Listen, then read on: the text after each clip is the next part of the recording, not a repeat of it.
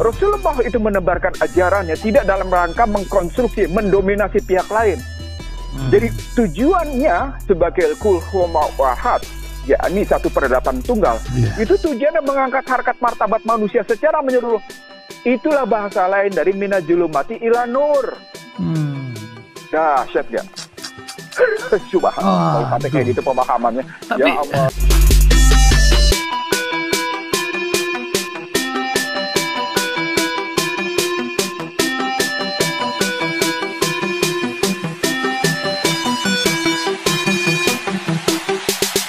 Assalamualaikum Bang Ihsanuddin Nursi.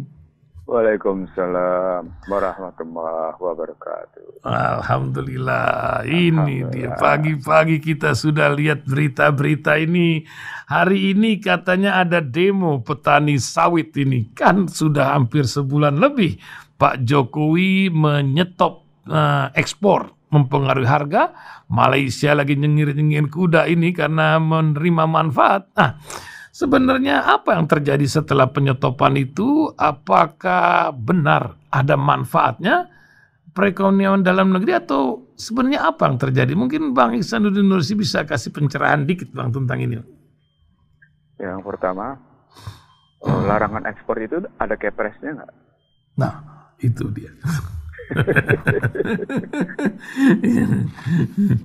ada regulasinya. Nggak ada keputusan presiden ya, nggak ada peraturan pemerintah ya. Jadi nggak ada keputusan hukum tertulisnya, ketentuan hukum tertulisnya nggak ada. Jadi sesungguhnya ucapan itu menjadi hukum. Nah, ketika ucapan menjadi hukum, dia bisa jadi pedoman nggak untuk Indonesia? Waduh, harusnya tidak. Dalam aliran hukum di Indonesia yang basisnya formalitas, nggak bisa jadi. Azas keleluasaan presiden mengambil kebijakan tetap didasarkan atas hukum positif, artinya harus tertulis. Jadi azas keleluasaan namanya azas diskresi. Bagi pejabat untuk mengambil keputusan, tetap berpijak pada hukum positif, pada hukum tertulis. Jadi ketika tidak ada regulasinya, tidak ada ekspornya tetap jalan. Cuma ngendap-ngendap gitu. Diam-diam gitu. Soal accessibility itu soal bermain dengan bea cukai. Itu yang nanti kalau misalnya diprotes misalnya nanti siapa nih 3 orang itu yang 3 orang atau 4 orang tuh yang dimasukin itu digugat oleh Jaksa Agung. Nanti problem hukumnya problem hukum tertulis. Bagaimana itu nyangkutnya nanti soal hal lain gitu. Hukum yang dipakai oleh Kejaksaan Agungnya soal lain. Pasti hukumnya nanti soal persaingan curang gitu. Relasinya nanti dengan kayak gitu. Karena ketentuan hukumnya dipakai pasti ketentuan tentang persaingan usaha dan persaingan curang KPPU, persaingan usaha, undang-undang tentang persaingan usaha. Sementara tentang perlindungan dalam negeri, pasar dalam negeri dipakai undang-undang perundangan, perdagangan. Itu tidak ada larangan ekspor sampai akhirnya keluar kebijakan pemerintah soal itu. Itu ujung yang dipakai. Dan harga masih tetap tinggi ya, seperti tidak tercapai apa yang akan diikhtiarkan dari usaha itu begitu, Bang. Salah satu bukti bahwa kekuatan kelapa sawit mendikte pasar, bukan mendikte pasar, mendikte konsumen, istilah saya. Itu begitu, harga tetap tinggi. Karena mereka memang menentukan jumlah pasokan. Kan saya bilang BUMN, perusahaan perkebunan negara gitu, PTPN itu, cuma memasok 3 sampai dengan 4%. 96% dipasok oleh pengusaha-pengusaha big farm itu. Dan oleh small farm, petani-petani yang tadi siap untuk demo hari ini. Nah, si petani siap demo disebabkan oleh Harga. Si Big Farm itu memainkan kebijakan menghentikan mesin produksinya. Ya, TBS kan umurnya seperti saya bilang berkali-kali, umurnya 24 jam. 24 jam nggak masuk PKS, nggak masuk pabrik kelapa sawit, busuk dia. Nggak bisa bikin apa-apa. Gitu. Jadi mau ngeliat, itu yang saya tidak tahu apakah itu hoax atau false atau fake gitu ya. Soal Joko Widodo menyatakan kebijakan mengendalikan harga, menurunkan harga minyak goreng, gagal. Itu pengakuan Joko Widodo. Tapi kalau saya memang negara gagal. Karena sepenuhnya negara menganut prinsip mekanisme pasar bebas. Nah, ketika menganut pasar bebas tergantung siapa yang memasok, siapa yang melakukan permintaan, siapa yang mensuplai, siapa yang melakukan penawaran permintaan itu. Kalau negara sama sekali cuma bilang, kami bisa mengendalikan pasar dengan mengendalikan harga. Terbukti kok dalam persoalan BBM nggak bisa kok. Dalam persoalan BBM ketika mereka bilang bisa mengendalikan harga, terbukti kok nggak bisa. Lihat aja Pertamax. Nggak bisa. Nah, lalu lihat aja lagi minyak goreng. Lihat aja lagi yang namanya, nggak usah jauh-jauh sekarang. Lihat lagi daging sapi. Ya kan? Lagi sekarang muncul lagi kasus penyakit kuku mulut, mulut gitu ya. Itu kan sama. Akhirnya harga daging sapi itu kan para importer yang menikmati. Iya. Kebijakan ini lagi-lagi jangan bilang negara mengendalikan satu produk gitu ya dengan bicara harga. Nah, itu ujungnya terbatas kok kapasitasnya gitu. Kita nggak bisa bilang mengendalikan harga satu modal kebijakan efektif. Kenapa sih nggak ngelihat Amerika bahwa Amerika satu abad itu gagal gitu? Jangan bilang Amerika itu negara sukses. Jangan. Penembakan 10 orang terakhir di Buffalo gitu ya. Tambah lagi. Kemudian mereka sampai inflasi tertinggi dalam 22 tahun terakhir. Itu kan nunjukin itu gitu.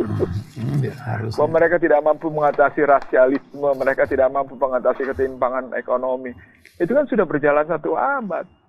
Kok kita mencontoh mereka gitu? Mencontoh yang salah gitu. Subhanallah, Masya Allah.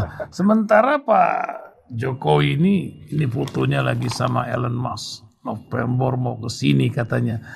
Ini apa harapan SpaceX akan diluncurkan dari Indonesia? Harapannya nampaknya begitu, atau apa ya, di tengah runtuhnya kepercayaan publik sekarang ini sudah mencapai 50 sekian ini data survei terakhir ini. Yang Bang Ihsanuddin Nursi lihat, apakah kita ini sedang menjemput sebuah krisis lain dari krisis yang satu ke krisis yang lainnya, atau bagaimana Bang? YouTube saya memang menjemput krisis. Gini ngelihatnya, 2018 gitu ya, ketika terjadi pertemuan US Asian Summit gitu. Isu yang beredar dalam rangka Trans-Pacific Partnership itu kan belum terjadi soal apa-apa, tapi Obama tetap demikian yakin soal blok ekonomi lewat Trans-Pacific Partnership atau Investment Partnership di Trade and Investment Partnership di NATO di sana di Atlantik. Yeah. Itu kan karena keyakinan demikian besar dari Partai Demokrat yang sedang berkuasa untuk memainkan berbagai isu. Isu pertama soal pembentukan blok ekonomi yang dilihat sesungguhnya kekuatan Cina sudah sedemikian rupa mengganggu sehingga mereka merasa perlu mengantisipasi dengan membuat blok ekonomi baru sebagai pengganti model-model blok ekonomi yang gagal. Itu saya munculkan di 2018. Jadi pertemuan US Asian Summit 2018 16 Oktober itu sudah muncul isu di kalangan Amerika dan sudah muncul di kalangan kritis dalam melihat model-model perdagangan dan model-model kebijakan fiskal. Bahwa sesungguhnya Amerika sedang berupaya memulihkan kembali dan mempertahankan bentuk dominasinya di panggung internasional, sementara pada kasus 24 Agustus 2015, ketika mereka melakukan apa yang saya sebut sebagai Black Monday di Shanghai, mereka cuma berhasil menurunkan cadangan devisa Cina, menurunkan jumlah surat utang pemerintah Amerika yang dipegang oleh Cina, dan berdampak cuma memukul Rusia karena rubel jatuh 50%, transaksi antara pedagang-pedagang dengan yang namanya pembeli rusak karena Visa dan Master diblok, dan munculkan perlawanan baru. Yang perlawanan baru itu saya sebut duluan dibanding dengan banyak orang dengan mengatakan ini mereka akan memunculkan satu perlawanan lewat sistem pembayaran. Itu yang saya bilang dampak perangnya dampak perang akumulatif power to the accumulative war. Jadi satu kekuasaan yang terakumulasi untuk menunjuk pada kekuasaan perang yang terakumulasi. Dan saya duluan juga yang bilang ini perang akan berkepanjangan gitu. Nah, US Asian Summit kemarin terjadi di Washington 12-13 Mei, cuma ingin memelihara bahwa dan meyakinkan bahwa yang namanya kawasan ASEAN tetap berada dalam kemitraan, dalam kedekatan dengan Amerika, dibanding dengan hubungannya dengan Cina. Padahal Cina sudah luar biasa demikian jauh ke kawasan ASEAN lewat perdagangan, lewat Cina Selatan, lewat berbagai kebijakan politik luar negeri lainnya. Dan selalu bilateral. Dari kasus bagaimana Cina dengan Rusia berusaha mempertahankan posisi ketika mereka tidak lagi menggunakan Swift Code dan kartu kredit Visa dan Master, tapi menggunakan Union Pay sekaligus meninggalkan dolar. Itu yang saya bilang perang berkecamuknya makin tinggi. Nah, Elon Musk datang buat saya cuma sekedar menunjukkan bahwa ada isu konsisten yang muncul untuk menunjuk bahwa invasi modal dan invasi barang itu datang ke Indonesia lebih luar biasa. Yang saya bilang kasusnya sejak 49 hingga sekarang. Dalam bahasa yang lain, ketika invasi modal dan invasi barang itu demikian kuatnya, maka sesungguhnya kita tidak pernah terlepas atau tidak pernah berhasil memperbaiki fundamental ekonomi makro yang rapuh. Kita tidak mampu lagi menstrukturkan dengan baik relasi antara sumber daya, produksi, dan distribusi. Dalam kasus minyak goreng adalah bukti betapa Indonesia gagal menarik relasi ketat dan signifikan. Saya ulang. Menarik relasi ketat dan signifikan antara sumber daya, produksi, dan distribusi sehingga dengan mudah didikte. Itu domestik yang mendikte. Apalagi luar negeri. Saya ingin menggunakan satu tesis yang sedang saya buat. Yang saya gunakan adalah ini yang disebut dengan kudeta korporasi. Kudeta korporasi. Ini subhanallah sama lewat vaksin dan IT. Dunia dikudeta oleh korporasi, sadar nggak? Ketika ada tadi menggunakan one eye jack atau si mata tunggal tadi, itu kudeta korporasi. Itu kudeta masyarakat mana di dunia yang bisa menghindar cuma dari sekitar 10 pemain produsen gadget? Kan cuma 10. Nggak sampai 10, bahkan cuma 9. Datanya pun terekam semua. Iya. Jadi seluruh masyarakat dunia didikte oleh gadget. Seluruh masyarakat dunia didikte oleh yang namanya permainan-permainan mereka. Itu yang saya bilang, ujungnya adalah basis sistem. Bedanya, yang satu berbasis individual, yang satu berbasis komunal. Itu yang dalam bahasa mereka, basis tesis. Ini kajiannya akademik, sangat akademik. Ini yang disebut dengan pertarungan corporate capitalism, dalam hal ini liberalisme dan individualisme basisnya, melawan state capitalism, basisnya dalam hal ini komunal atau komunis atau sosial. Tapi induknya sama, apa itu? Materialisme. Itu makanya saya bilang ini soal khilafah materialisme. Itu. Luar biasa. Ini kan menyebabkan dunia memang diatur oleh industri-industri, lebih-lebih industri perang, karena kan Swedia, Finlandia ini kan bakal masuk NATO lagi. Ini menyebabkan industri perang Amerika yang tadinya uring-uringan menghadapi belanja NATO ini akan berkibar lagi, dan perang ini piara untuk menciptakan industri ini berjalan, bukan begitu Bang? Pagi ini saja di Amerika dardor lagi kan, itu kan 3 orang lagi mati yang sebelumnya di supermarket itu. Semua industri alat perang itu kan yang terjadi. Oke, kita nggak usah bicara soal Finlandia yang akan masuk lagi. Kita bicara sekarang pertanyaannya. Partai politik mana di Amerika yang bisa mengendalikan yang namanya pengendalian penggunaan senjata dengan aturan yang lebih ketat? Ada nggak? Udah diuji betul. Nggak usah keluar dulu, ke dalam negeri aja dulu. Sipil total dilarang untuk memiliki senjata. Ada nggak? Bebas. Ada. Nanti kita coba hubungi lagi karena terputus. Bang Fahri akan coba menghubungi lagi Bang Ihsanuddin Nursi di ujung telepon sana. Para pendengar radio dimanapun Anda berada, setiap hari Selasa kita akan bincang-bincang bersama Bang Ihsanuddin Nursi. Sementara hari Senin dengan Bang Nuim Hayat. Ya terputus, kita coba lagi. Tah kenapa ini kok bisa terputusnya? Wallahu a'lam bishawab. Sementara sudah terhubung lagi. Silakan. Halo Bang Ihsanuddin Nursi. Iya, oke. Maaf terputus, nggak tahu kenapa. Iya, wallahu a'lam lah. Wallahu a'lam. Jadi kalau kita lihat dalam negeri saja mereka tidak bisa mengendalikan soal kepemilikan senjata gitu ya. Ya berarti di luar negeri mereka akan sama. Karena buat mereka begitu tercipta perang maka dia akan menggerakkan seluruh sektor perekonomian. Itu makanya dalam dokumentasi saya gitu ya, tidak ada 3 tahunan yang tanpa perang lokal, perang regional, nggak ada. Pasti ada. Itu kan yang acap kali kita sebut sebagai bergeraknya military industrial complex. Gitu. Kalau kita lihatnya begitu. Gitu. Nah, sekarang kalau masuk Finlandia ke NATO, ya akan ada belanja baru gitu, dan mereka memenuhi persyaratan anggota NATO belanja pertahanannya 3% dari PDB, 3-4%. Ya, memang ASEAN ini bagai di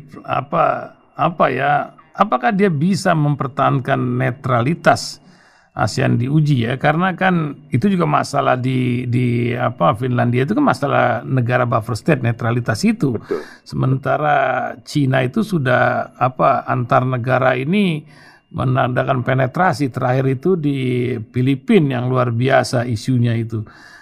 Bagaimana Bang ini di tengah Xi Jinping ini yang lagi sakit otaknya ini, pakai tradisional malah dia di tengah teknologi yang luar biasa di sana.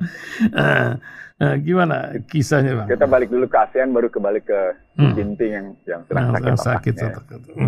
Okay.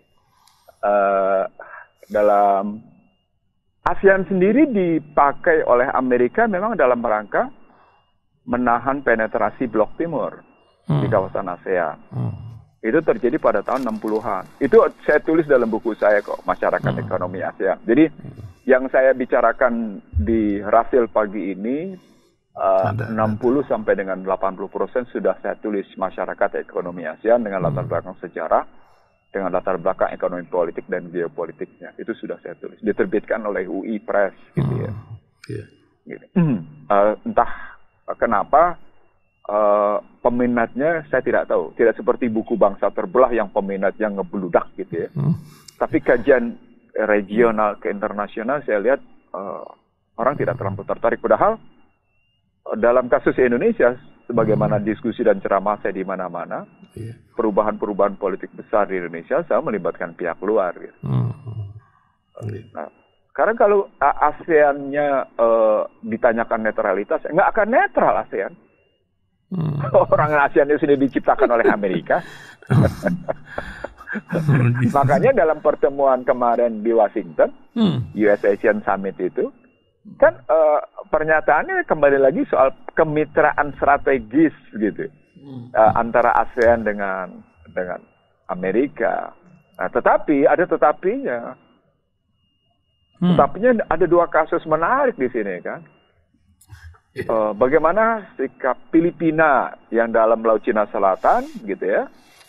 Filipina setuju pakai model Cina bukan model Amerika. Itu Duterte gitu ya satu. Yang kedua sekarang terpilihnya kembali anaknya Marcos dan anaknya Duterte sebagai wakil presiden untuk 6 tahun ke depan.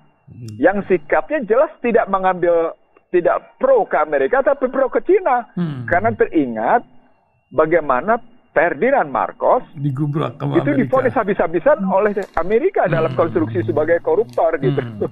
Iya. kan menarik ini. Betul.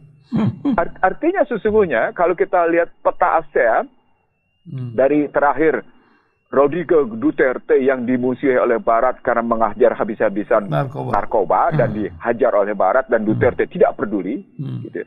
Tetap dia hajar habis-habisan namanya narkoba, bahkan puluhan mobil mewah dia hajar habis pakai bulldozer gitu ya, karena hasil korupsi. Itu videonya seru tuh, mobil-mobil mewah di Filipina gitu. Seru banget gitu. Gila itu Duterte. Dan itu dimusuhi oleh Barat habis-habisan. Nah, kan pertanyaan menjadi begini. Oh, kalau begitu Barat sesungguhnya menggunakan berbagai macam cara untuk mempertahankan dominasinya gitu. Sampai ketika Duterte menghajar habis-habisan korupsi, menghajar habis-habisan narkoba, itu mencah-mencah adalah Barat. Nah, sekarang dalam konstruksi sekarang, anaknya Duterte bersama Ferdinand Marcos Junior itu akan memimpin ke depan yang akan menggeser peta ASEAN. Itu yang merisaukan Washington maksud saya. Iya, pastilah. Nah, itu yang kalau dilihat dari sejarahnya, karenanya US ASEAN Summit buat saya keinginan dari Biden untuk menegaskan ulang bahwa memang negara-negara ASEAN tetap, saya nggak bilang berkiblat ya, tapi tetap bermitra dengan Amerika dibanding dengan, padahal pada saat yang sama Cina sudah demikian mempengaruhi peta perekonomian melalui konstruksi perdagangan dan juga keuangan secara pelan-pelan. Kenapa? Karena sudah menggunakan modal bilateral swap. Ya artinya konstruksi perdagangan Cina dengan seluruh negara mitra dagangnya tidak lagi menggunakan US dollar. Begitu juga Rusia sama. Yeah. Nah, itu mempengaruhi peta posisi Amerika lewat dominasi dolar dan dominasi militer. Padahal kan di Filipina ada pusat militer, di Quebec itu kan pusat militer Amerika. Yang pernah. Jadi kalau diambil dari peta itu, sesungguhnya Filipina yang latar belakang agamanya mestinya berkiblat ke sini sedang bergeser. Dalam bahasa lain sesungguhnya sedang terjadi pergeseran di Filipina dalam melihat kondisi regional. Ini yang merisaukan Washington buat saya. Itu yang saya bilang, ini bagian dari, kalau dalam YouTube saya, bagian dari menurunnya dominasi Barat di berbagai belahan dunia. Di Afrika sama. Jadi dominasi Barat yang katakan Prancis yang menguasai 16 negara di Afrika, itu juga terpengaruh oleh soal peranan Cina.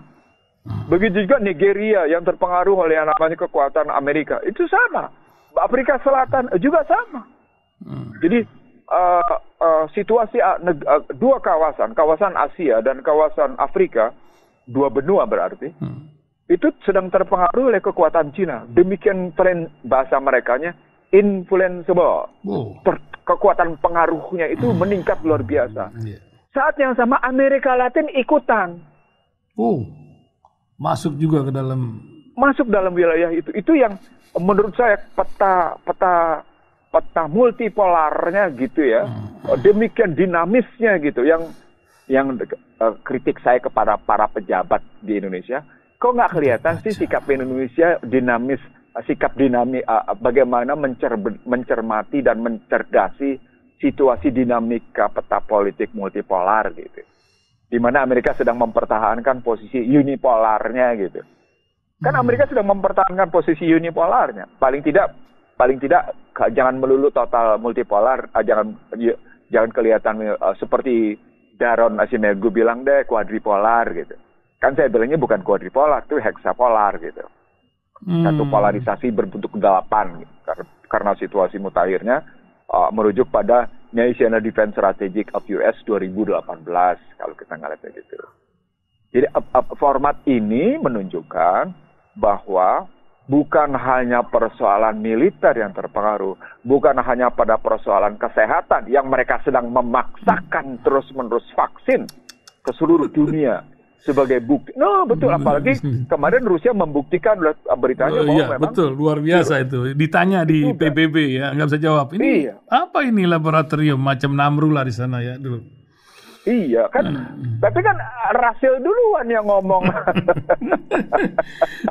dibanding media lain di Indonesia. Bahkan Bang Ihsan Indonesia awal rendah 3 katanya, lantas 11, malah lantas dibilang 20, bahkan sampai 30. Wah, luar biasa ini. Enggak, saya bilangnya 5 waktu itu. 5, Lalu orang bilang ada 30. Saya nggak berani bilang 30 karena data saya cuma 5 sampai dengan 11. Saya bilang. Artinya sesungguhnya ada pihak-pihak yang tertentu memang sedang memaksakan sistem dan nilai mereka yang sekarang ini dilawan oleh kekuatan Rusia dan Cina, sementara kawasan ASEAN ikut terpengaruh karena peperangan ini. Indonesianya sendiri tidak jelas, malah mengundang Elon Musk. Kan berarti ada beyond the finance, beyond the economic, it's a politics. Istilah saya begini, perang untuk ekonomi, ekonomi untuk perang. Itu yang saya sampaikan ke paling tidak ke beberapa jenderal dan para petinggi. Dan para jenderal, para petinggi itu setuju dengan kajian saya gitu. Iya. Bahwa perang untuk ekonomi, ekonomi untuk perang. Artinya kalau pakai bahasa tahta untuk harta, harta untuk tahta. Selalu begitu. Iya. Saya minggu lalu ketemu Bang Ical, Bang Ihsanuddin Nursi. Dia bilang katanya, saya tuh pusing kalau ketemu Bang Ihsanuddin Nursi. Dia tuh bener ya, tapi kok orang melihat jadi macam mana gitu. Tapi memang berat menyampaikan kebenaran di tengah-tengah zaman macam begini gitu. Salam dari beliau, Bang. Iya. Nah, artinya kalau Al-Quran itu, saya kemarin baru menyampaikan satu kajian gitu ya. Bagaimana Al-Quran mengajukan satu model pendekatan multi-sistemik struktural. Saya ulang, multi-sistemik struktural. Tapi pada saat yang sama juga Al-Quran bisa mengajukan model single systemic struktural. Jadi pendekatannya pasti sistemik struktural. Nah, kenapa sistemik struktural? Al-Quran membuktikan misalnya soal penciptaan dari mulai lumpur hitam sampai dengan kelahiran manusia. Itu bukti betapa sistemik strukturalnya Al-Quran.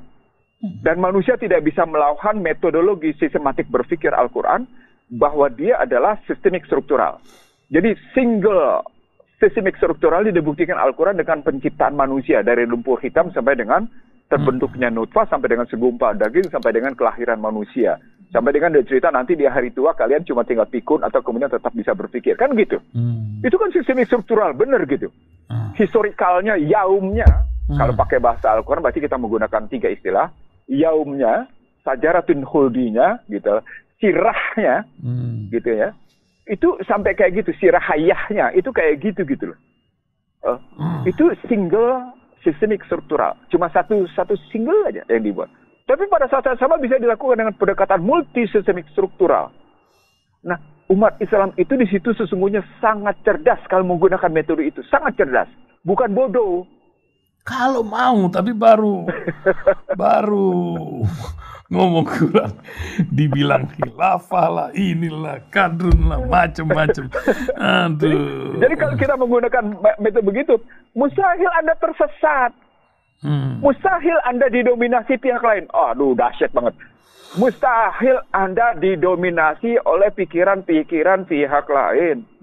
Karena penjajahan itu setelah dalam bentuk yang namanya di pertengahan abad 20, bentuk dominasinya dalam bentuk dominasi pikiran. Dia dalam bentuk hegemoni pikiran, hegemoni akademik namanya.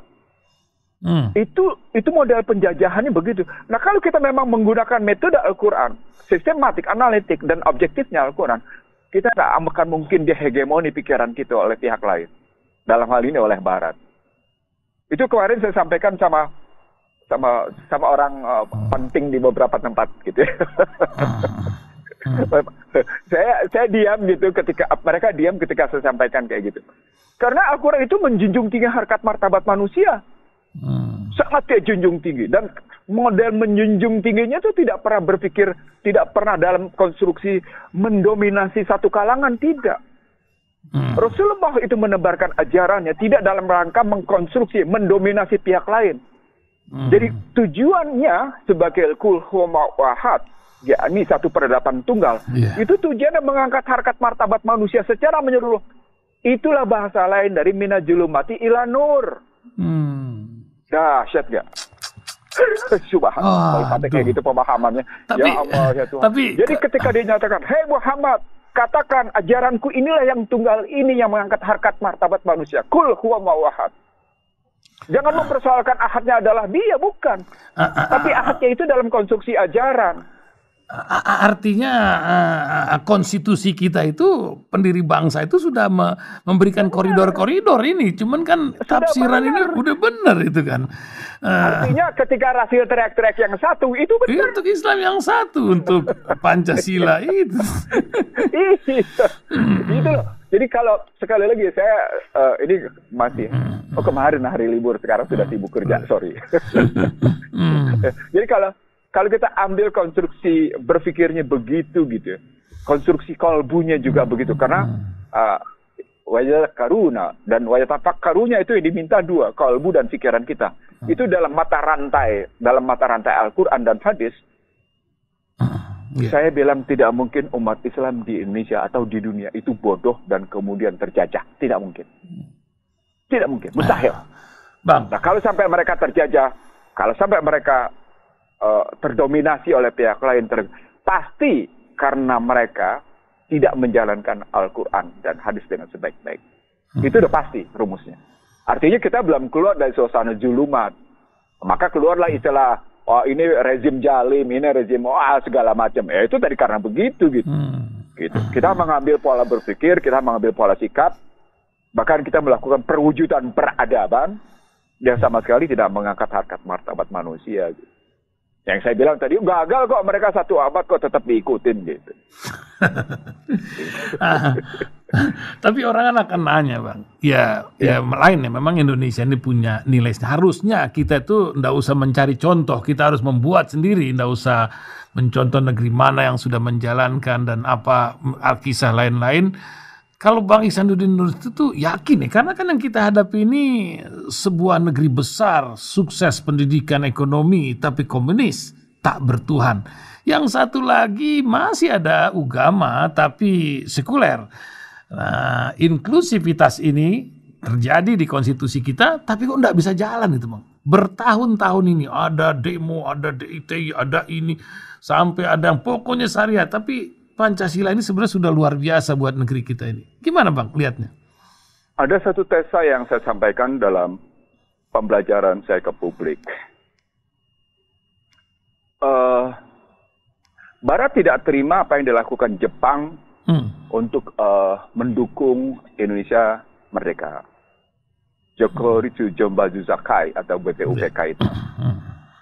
Itu atas dukungan Jepang, itu tidak diterima oleh Barat. Bahkan Barat tidak menerima lagi Undang-Undang Dasar 45 gitu ya, yang isinya jelas melakukan perlawanan terhadap sistem dan nilai Barat.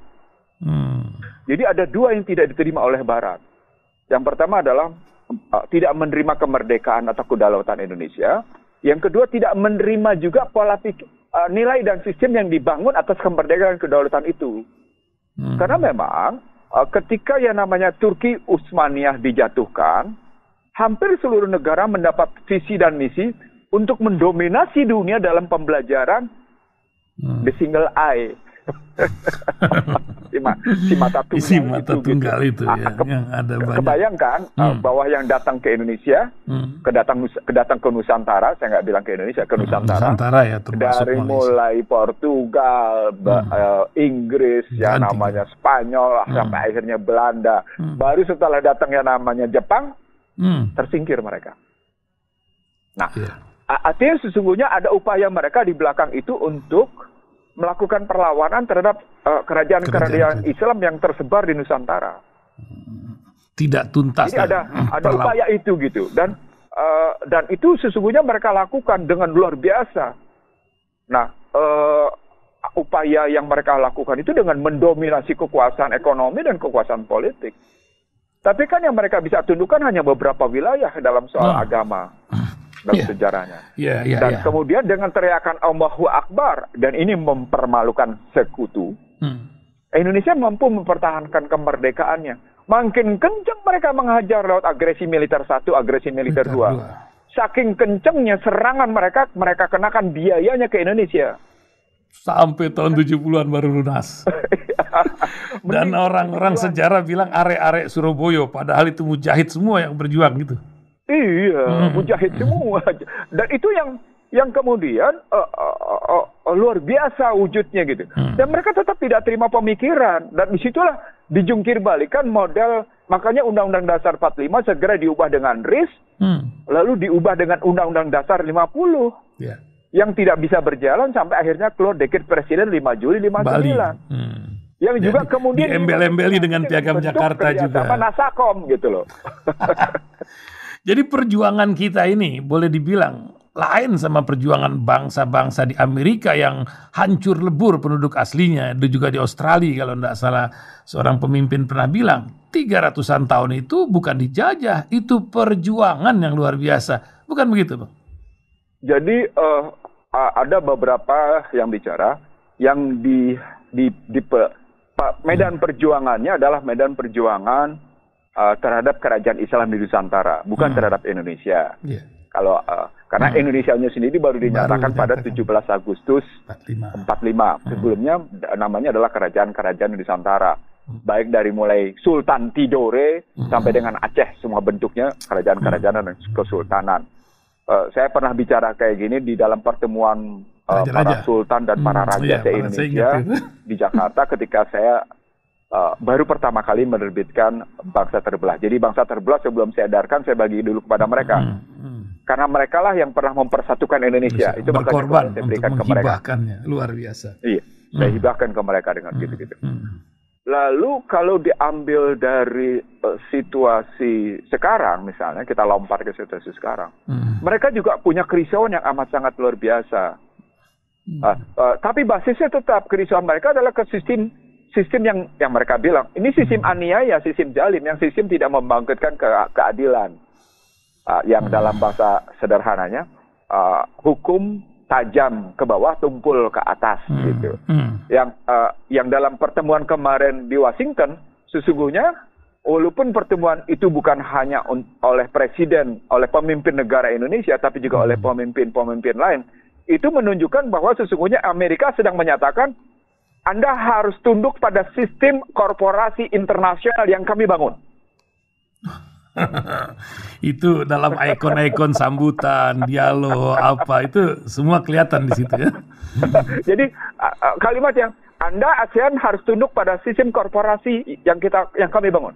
Karena itu Anda ketemu dengan CEO internasional. Itu kan sama dengan membenarkan invasi korporasi. Itu kan sama dengan logika itu loh yang kenapa sih nggak saya terus terang kerisauan saya ya, karena mungkin gue salah juga kali ya.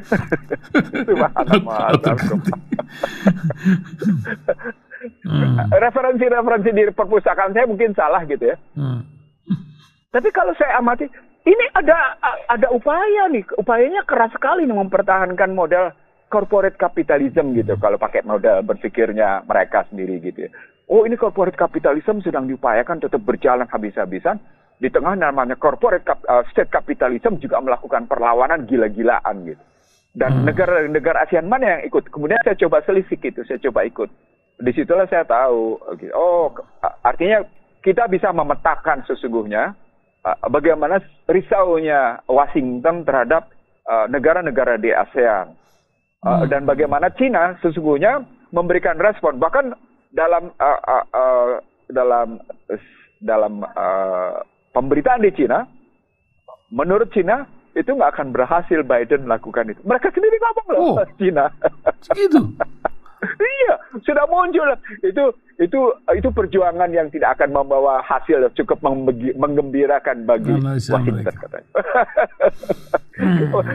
Menarik kan? Jadi kalau kita baca petanya begitu tuh, wah mereka sudah responnya begitu gitu ya dalam pertarungan itu gitu. Nah sekarang kita pindah. Oke.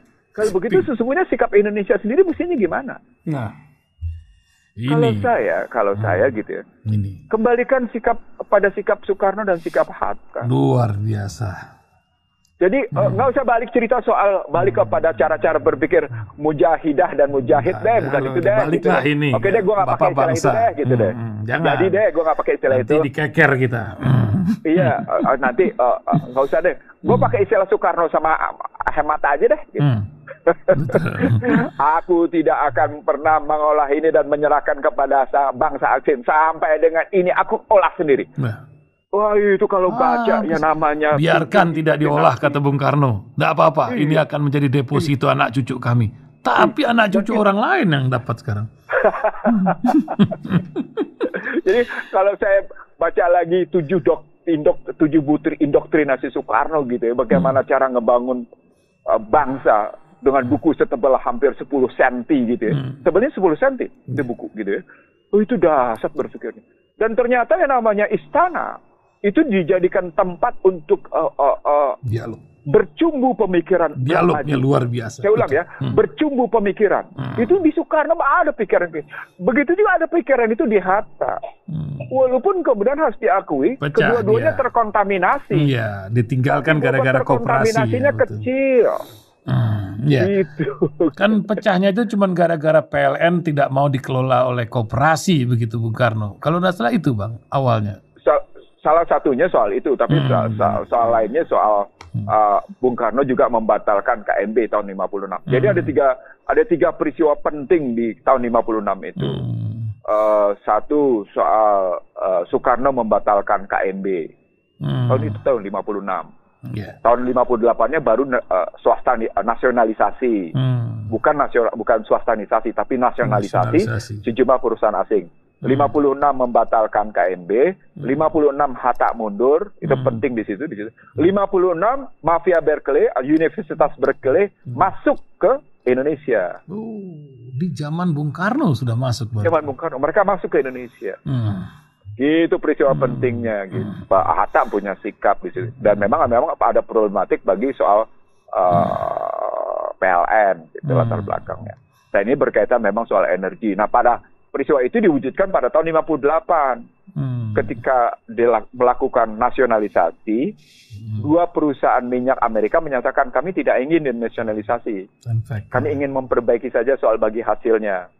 Muncullah namanya kontrak karya generasi 1 Freeport dengan juga. format production sharing contract. Gitu. Itu kalau melihat ya gitu. Lihatnya. Sudah 45 menit Bang, nggak terasa aku lihat jam. Subhanallah. Tadi urusan Jinping yang kepalanya sakit ini, sebagai penutup mungkin Bang. Ini juga kan mempengaruhi ini. Ya, silakan. Pasti Bang. mempengaruhi karena ada dua peristiwa yang saya lihat, ada dua sumber yang bisa kita pakai untuk melihat Jinping sakit. Sumber pertama adalah keberanian memunculkan berita bahwa si Jinping sakit. Nah, itu juga. Biasanya kan ditutup ini negeri macam gitu. Bagi dunia kapitalis, komunis basisnya, kapital berbasis komunis gitu ya. Ini tidak mungkin dikemukakan semestinya. Tapi ini dikemukakan. Itu artinya mereka punya keyakinan bisa menyembuhkan. Itu satu. Negeri tukang ganti komponen ini luar biasa memang. Yang kedua, mereka sedang membuktikan pada Barat bahwa metodologi kesehatan mereka, baik dalam cara berpikir, di metodologi maupun di analitik, itu jauh lebih unggul dibanding yang namanya cara berpikir dan metodologi sistem Barat. Seperti Xi Jinping menyatakan kami memiliki Chinese medical tradition. Ya, betul. Ya. Sementara kita sedang bikin rumah sakit di Bali luar biasa. Sama vaksin. Nah, itu metode pertama. Metode kedua kita cara ngelihatnya adalah ini sedang dilihat sampai seberapa jauh respon masyarakat dunia atas posisi Xi Jinping. Nah, sumbernya kan bisa kita pakai sebagai betapa seringnya media Barat menyatakan perekonomian Cina bakal ambruk setelah yang namanya peristiwa 2008 sampai akhirnya 2015 sampai dengan akhirnya Trump berkuasa sampai dengan sekarang. Tapi kan tidak pernah. Bahkan kasus Evergrande kemarin kan juga luar biasa. Oleh yang namanya goleng semua. Iya, Cina bakal kan enggak. Nah, artinya sesungguhnya kita harus lihat ini sebagai perang informasi. Bagian dari perang informasi.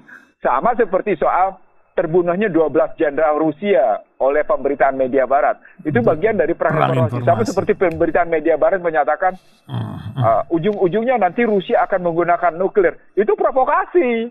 Ya, bisa jadi mereka sendiri akan menggunakan nuklir gitu. Luar biasa berita ini. Makanya dengerin hasil. Tergantung cara kita memandangnya. Dari mana? Nah, tingkat kebenaran itu hanya bisa kita pakai kalau kita bisa ngecek ke sumber yang betul-betul bisa kita percaya. Sampai sejauh itu gitu. Itu cara pandang saya. Luar biasa. 48 menit sudah. Tinggal punya waktu 12 menit lagi saya untuk menutup kisah ini. Silakan Bang, kita sampaikan salam perpisahan dulu kepada pendengar dan YouTube-nya bisa dilihat nanti sore atau malam hari gitu. Ternyata Barat sedang menapak puncak Fuka.